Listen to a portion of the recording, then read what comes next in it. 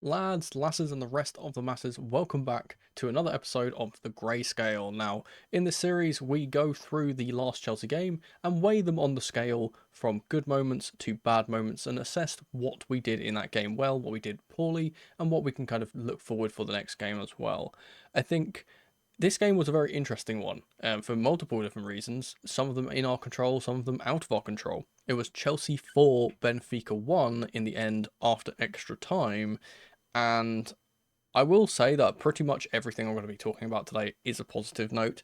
We're obviously through to the next round. We'll be facing our our incoming right winger Estival's team Palmeiras in the next round, which should be a comfortable game for us to win. I would imagine we should be able to get through there quite easily.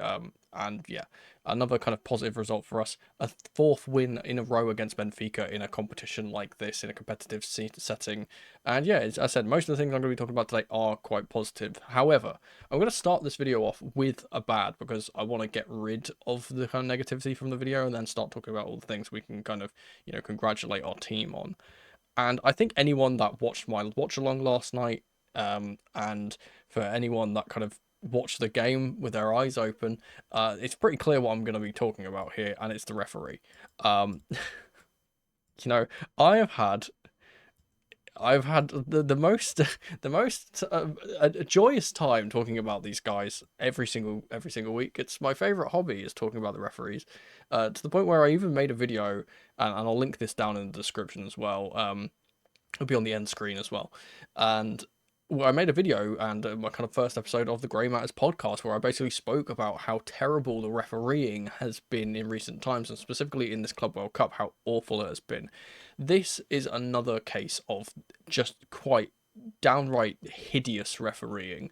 The seeming bias towards Benfica in this game, again, I've spoken about this before, whether that's unconscious bias or conscious bias, was just so obvious.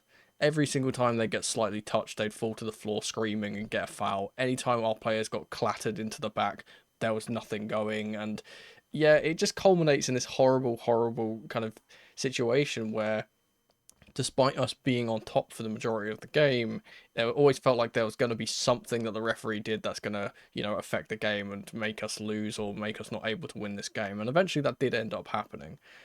Obviously, the big thing to talk about here is the penalty decision. But I think we need to actually wheel it back a little bit further from that penalty decision, because the free kick that it results from in the first place is not a foul at all. There is just absolutely no contact on Di Maria. I put it on my bingo card before that basically he is just an absolute diving cheat. He's a massive cheat. That's the only way I can describe him, and this was no exception in this game. He was constantly on the floor. He probably spent more time on the floor than he did on the ball, to be fair, because he got completely shuttered down for the entire game. And he basically only made things happen when he was flopping to the floor. He completely flops for this. They give a free kick. He whips the ball in, and the referee gives a handball for, again, complete accidental handball from Malagusto. I know a lot of people will jump on Malagusto's back because he hasn't been the greatest servant for us this last season, but this is completely unintentional. This is completely not his fault. And to be quite honest, I don't really understand what the referee's actually seen here to give this. If the shot, or rather the header that the Benfica player does, is actually going on target and is actually going towards the goal, I give this more of a case for yes, this could be a penalty because it's stopping a goal from going in. But you need to consider multiple factors when it comes to handballs, in my opinion. And first of all, is whether this is intentional or not. This is clearly not intentional. Malagusto, completely looking the other direction, has no clue where the ball even is.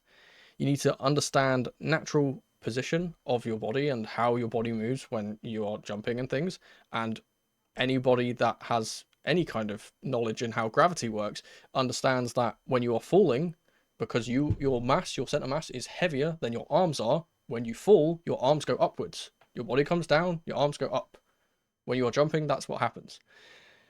So that's another thing, is that his hand is in the natural position for me. Again, doesn't know where the ball is, has no clue. It barely grazes his hand anyway and doesn't even really direct the ball anywhere. The shot isn't even going on goal, it's going back across the box. And in all honesty, the thing which really bugs me about this decision the most is the inconsistency between this game and the other games that we've kind of seen throughout the tournament, how inconsistent these calls have been. Where was the penalty for us when this very same kind of incident happened for against Esperance? Nowhere to be seen. They ruled it out, saying that it was an accidental handball. Okay, that one actually blocked a shot on target though, so that's a bit of a head scratcher. We have the really really obvious deliberate handball in the Flamengo game, where the player falls to the floor. I think it's Leo Pereira falls to the floor and then slaps the ball away to stop Liam Delap from running on in through on goal. And that's not even given as a card, which is weird. And then this one, where because the colour of the shirt is blue and the team is Chelsea and the team is from England, it seems like we just do not get decisions in this competition, and they're going to try their absolute hardest to put the boots to us. Really, it felt like the referee today was trying everything in his power to, you know, get Benfica back into the game once they went behind. And throughout the entirety of the game before we actually went ahead, it felt like he was trying to keep them in the game. Yeah, again, it's just the double standards of refereeing in the competition has been utterly woeful. And I don't want to stick on this too much because, again, I spoke about this a lot in that podcast episode. And again, it will be linked down in the description if you want to listen to that. But yeah, it's just appalling. It's appalling. I think the free kick before this isn't even a foul. This handball isn't even a penalty, and it ruins a clean sheet and ruins and gives like a stain on the defensive record of all of the players involved in Chelsea's backline today, which is really a shame because the first point which I'm actually going to be putting into the good box is for our defence. I think we played so well in terms of defending, and that's not just the back four. That's not just every single person that played in the back four. I think genuinely every single person that played in a defensive position today was really good. The one I'm going to earmark, though, and put at the spearhead of this, just simply because he scored the opening goal, is our captain, Reece James. And obviously, because he is the leader of that defence, I feel like I have to earmark him as the kind of, he's the one who gets the spotlight here. But that's not taking credit away from Benoit Badiashile, who I think was excellent today. Really good in his aerial duels. Really basically stopped anything that they were throwing over the top of him. Tosin, when he came on, when Badiashile came off, was really good. Levi Colwill, who played the whole game and captained the side for a large portion of it. Phenomenal from him today. Very direct with his passing, things like that. Cucurella, again, being a constant threat down the left-hand side and also being able to get back defensively and help out and completely, again, shut Angel Di Maria out of the game. And Arsenal's as well, who was kind of shut out as well. Even Malo Gusto, when he came on, and again, people will be jumping on his back because he hasn't played well relatively in comparison to this season. Even when he came on, I think that he played pretty well as well, even though he was playing in that kind of inverted role that we don't really like to see him in. I think he played pretty well as well. Every single player that played in a defensive position today was phenomenal for us. And again, it was really stained. Even you know what, even Robert Sanchez, even Robert Sanchez was really decent today as well. Despite he had one kind of shaky moment in the first half where he threw the ball out to someone, but again, you're allowed to make mistakes if they like that every once in a while.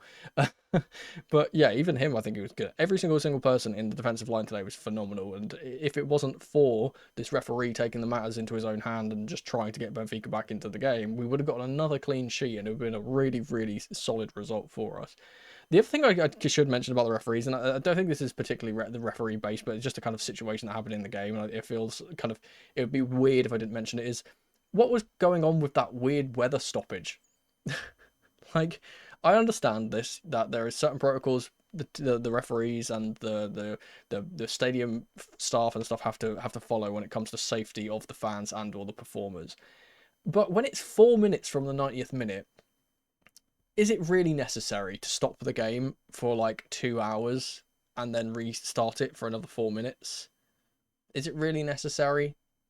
I don't think it is. And I think that a lot of the kind of hassle and the kind of gripes with this penalty decision and everything would have gone out of the window because we were very much on top at that point in the game. And it really helped Benfica kind of get back into the game, having that large break, not only to recuperate and recover and get that stamina back, but also to kind of just, be able to tactically think about how they're going to try and get back into the game. And they actually came out in that final kind of period of the game and eventually did get back into it, which really aided them. If that didn't happen and that weather stoppage didn't happen, I think we just completely close out this game for the last 4 minutes, plus the little bit of additional time, and then we just win this game 1-0, and it's really simple. Instead, it has to go to extra time, and I think that works into a good segue of the player that I'm going to be putting in next, who I don't think has been in this box for a very long time, and I'm going to give him his credit where credit is due.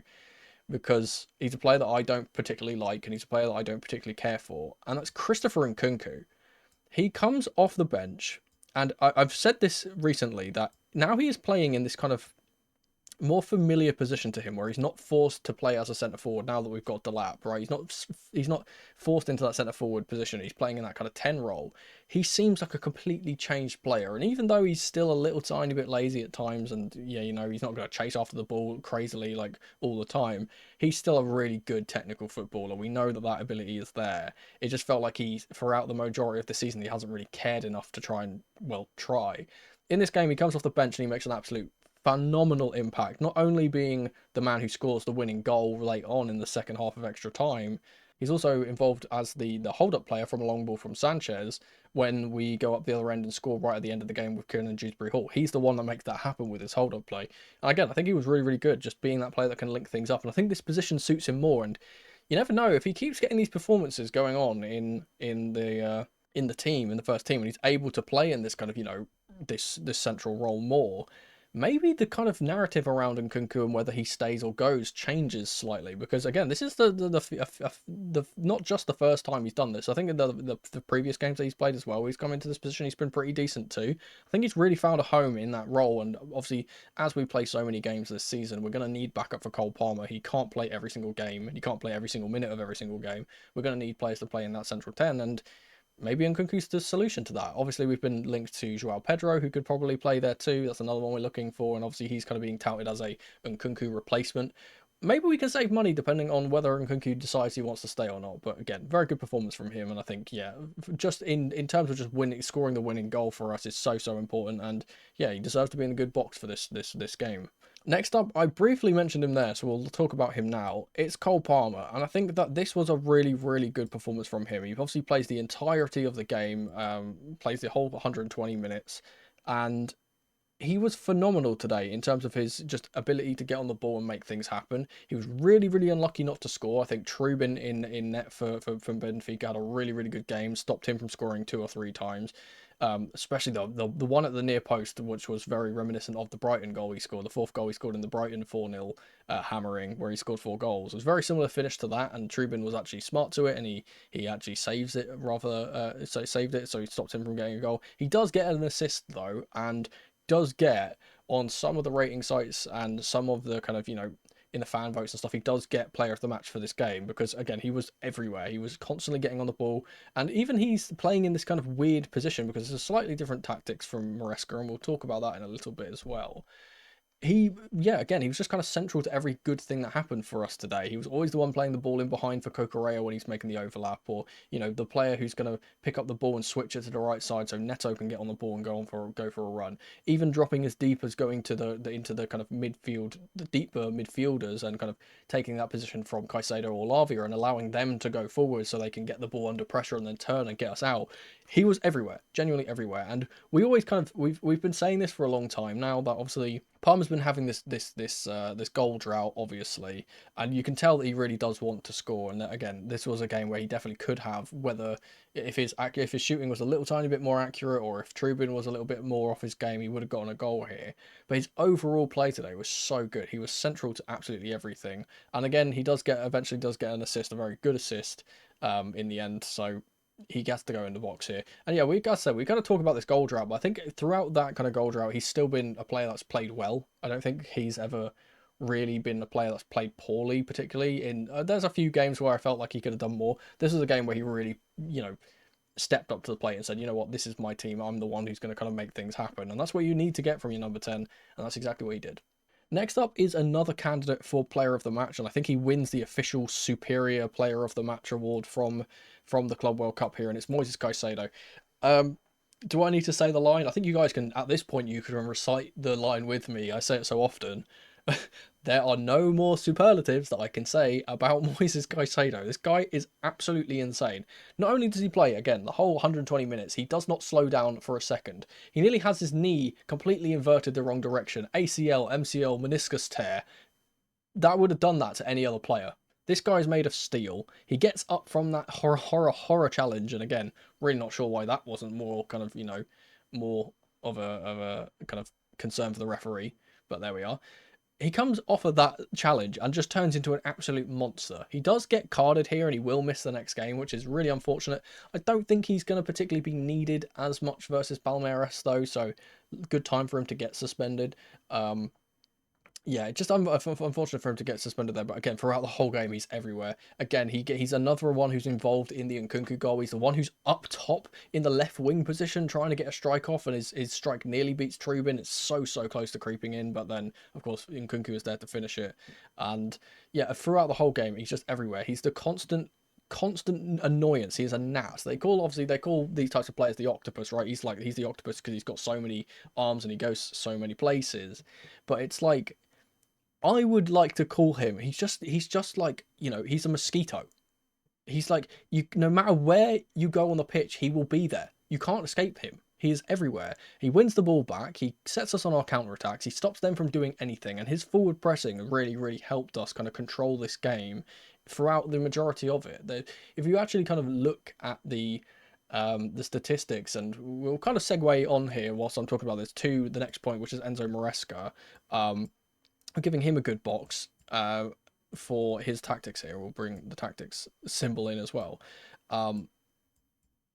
When you kind of look at the stats of the attack momentum and the possession stats and stuff, it was so clear that we absolutely dominated this game from bell to bell, and that is 100% up to Maresca's kind of tactics and the way he deployed our team today.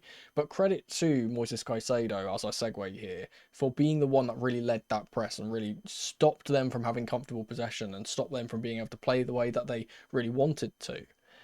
Now, Enzo Maresca, and we're going to talk about these tactics here, because the reason why I love this is not only because he did pretty much everything that I asked of him in my preview, in my match preview, when I broke down Benfica and I said, this is what we kind of need to do, this is what we need to, try and do to stop them from being able to play the way they said. The main things that I kind of pointed out in that video is that I wanted us to play balls over the top because they play a high line. I wanted us to, step on them quickly so they can't have possession. I wanted us to, play a bit more transitional in terms of just, hoofing the ball over the top and not always being that, you're not always controlling the possession and having the kind of, having the ball, but, forcing the issue a little bit, playing it down the wings to Pedro Neto or Delap or whoever who's making those runs in behind. And we did do that quite a lot in this game.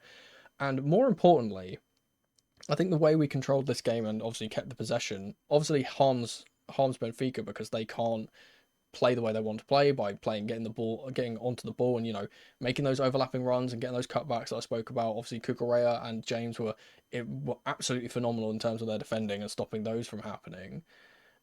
But the way he set us up as well in this kind of new formation, and the thing which is so cool about this is that there's one question we always ask, and it's like, how do we get all four of Lavia, Caicedo, Enzo Fernandez, and Palmer into our team? How do we do it? It just never seems possible to get all four of those. And there's also the kind of bonus player here of Reece James. It's like, how can we get all five of those guys in the same team? And you know what? He's found this new system, this 2-2-4-2 thing. In this game, it was a little bit more of a 3-2-5 because James was playing a little bit deeper at times, but he also was getting up the pitch as well at times too, and kind of allowing that kind of run from Pedro Neto. He's found a system that not only works, and again, kind of we've seen that it works. Obviously, it did not work in ways against Flamengo, but he's clearly adapted the system to work against teams that can play this way. He's obviously taken a lesson from that loss, and he's applied it really well. And this is the things that people always used to say about Enzo Maresca, and I was another person who used to say this too. I'm not saying that. I also was a person who used to say this, that everyone kind of said that Maresca was a stubborn coach. He was stuck in his ways. He'd only play one way, and he wouldn't be able to adapt to certain things happening in games or adapt to, the changing of the meta in football, as it were, and the best tactics available. And he has completely shut every single one of those people, and including myself, up in that regard. He has been so flexible. He's been so good at kind of experimenting in this tournament and getting through games with different lineups, different personnel. He's been giving everyone a chance, for the most part. Obviously, we get to see Aaron Anselmino make his debut today, which was really fun. But it's nice to see a coach that finally understands, like, hey, though sometimes I will stick to my principles and we'll keep those kind of, those relatively overarching themes of our team, the wide wing play, the creating 1v1s, the controlled possession, the counter press, keeps those relatively the same, but he's able to tweak things for the opposition. For example, in this game, obviously, we could see Neto and Delap being the ones that would run in behind from that high line, and those two are kind of left up top as a lone two at times, whilst Cucurella would be the man kind of going forward, and the left-sided player would come a little bit deeper and not kind of play in as that kind of left winger. And again, it's just another great example of how good he is as a coach, and people still doubt him. And the other thing which I want to talk about here is his heart and his passion for this club that people question a lot. People always say, oh, the players don't care for him, or he's lost the dressing room, and he doesn't understand what it's like to be Chelsea and all that stuff. For all those people that think that way, first of all, I'm not afraid to say it, you're fucking stupid. Second of all, go watch the reaction that he has to Nkunku's goal going in and tell me that he does not care for this club and he doesn't want us to win and he doesn't want us to be successful. Because you can't. You cannot look at that and assume, and you can't say those things about him, because it's clear that he cares more than I think most people in the fan base actually do, to be fair. He's very, very good as a tactician. He's very, very good as a people manager, having that player management in terms of being a friendly guy in the dressing room, but being firm at the same time. And again, he's got a passion for this club, and he's leading us to not only wins, but further in tournaments like this one. The final thing I'm going to talk about is a player that you might be kind of expecting to be here, and he hasn't been here yet, and it's a bit odd. Why is he not here? It's Pedro Neto. This guy's phenomenal. I don't know what's happened. He scored that goal at Fulham and he's turned into a completely different player. Completely different player. He's by far, absolutely by far, a country mile our best player in this tournament. He's scoring goals every single game, it seems like. He's completely influencing things by just being a nuisance. He's defensively working his absolute socks off, especially in this game, because he was playing a little bit like a right winger, like right wing back at times, and having to come back to, help out defensively when James was kind of moving a bit forward, or, he would kind of slot into that back four in a way to help defensively. He's, again, absolutely just sprinting his socks off throughout the whole game, trying to win the ball back if it's and press and things like that. Even in the 120th minute, he's making those runs. He obviously gets his goal, gets the third goal for us in the game, and it's just, again, he's completely transformed to a different player. And the thing which is really impressive to me about Neto specifically, so he came to Chelsea with a bit of a reputation for being a player that's injury prone. Where did that go? And credit again to Enzo Maresca and his staff and the medical team as well for how they've managed certain players that are prone to injury. Because Neto has basically never been injured for us, and he's able to run for 120 minutes. Just sprint, constantly bombing up and down the right wing, constantly, cutting inside and being a nuisance. Obviously, he's the one who was taking the set pieces today, doing that kind of weird short set pieces that we were seeing, and playing the balls into the near post when he was swinging them in from the actual corners and things like that. And we had a lot of those corners. It's great to see him just constantly putting in all of that effort and being, again, like I spoke about Enzo Maresca, just being a player that bleeds blue. He's another one of those that is kind of coming into his own. Like, we always speak about Cucurella, we always speak about Moises Caicedo and Enzo and James, and those kind of core players that they know what it means to be Chelsea, and they've got that, they wear their heart on the sleeve and they play for the badge and things like that. Neto is one of those. He really is. He's a player that doesn't ever kind of sulk around the pitch. He doesn't ever go kind of throw a strop if things aren't going his way. He always tries, and he's now adding his goals. I believe if we're continuing on from last season, this is now his 20th goal / assist in about the space of about 40 games, I think, around there. So a pretty decent return from Neto, and again, he's going to only improve as kind of more games played, and hopefully again he gets another chance to impress against Palmeiras, and hopefully we can continue to see this good form from him. Now, as usual, we will vote for our grey great. Obviously, I'm going to be putting in the player who I personally think was the kind of the player of the match for this game, and it has to go to Moises Caicedo for me. I think he was absolutely phenomenal. I'd love to put Palmer in. He is so close to being there. If Palmer scored, he would probably go in here, but Caicedo was phenomenal all game, and he really set the tempo and allowed us to play the way we wanted to play. If you enjoyed the video, please leave it a like. It really helps out the channel and me.